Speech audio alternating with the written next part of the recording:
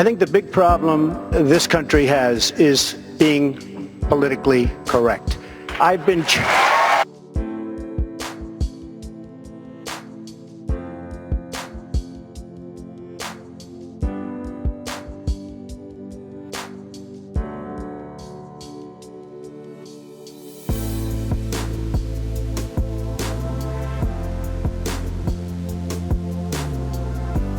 real other places. And so we're going to think about this. All right, so if you picked a country that was the hallmark of, let's call it tolerance, and I mean reasonable tolerance, if you wanted to identify a country that exemplified that above all else in the world, there'd be a few contenders, but Canada would definitely be in that list.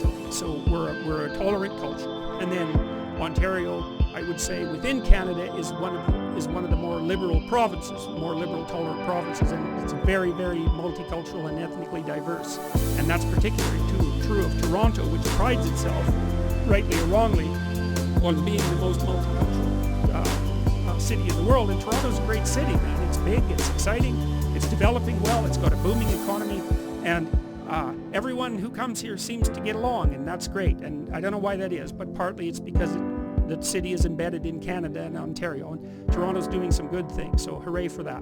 And then within Toronto you have the University of Toronto, and the campus is so multi-ethnic and racially diverse that I would challenge anyone to find an institution anywhere in the world that has those attributes more firmly in place than the University of Toronto.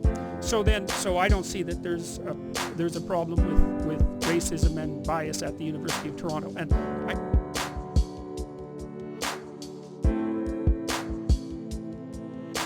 so let's say that there is racism at the University of Toronto, and I suppose there is some, because there's some everywhere. That doesn't validate, just because there is some doesn't mean that this is where our efforts should be devoted as a university.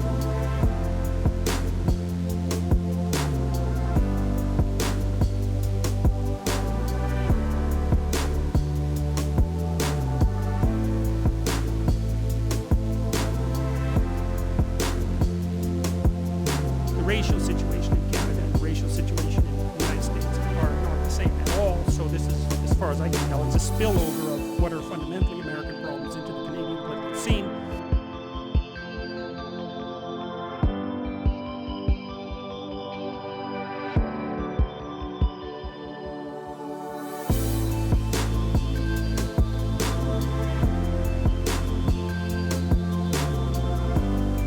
Second, I don't think that groups that are consulting with the University of Toronto, which are people, are legitimate. They're legitimate as groups, and they're legitimate as people who have a perspective, but they're not legitimate as people who should be consulted on with regards to policy at the University of Toronto, because they're by no means, they have no legitimacy among the people that they purport to represent.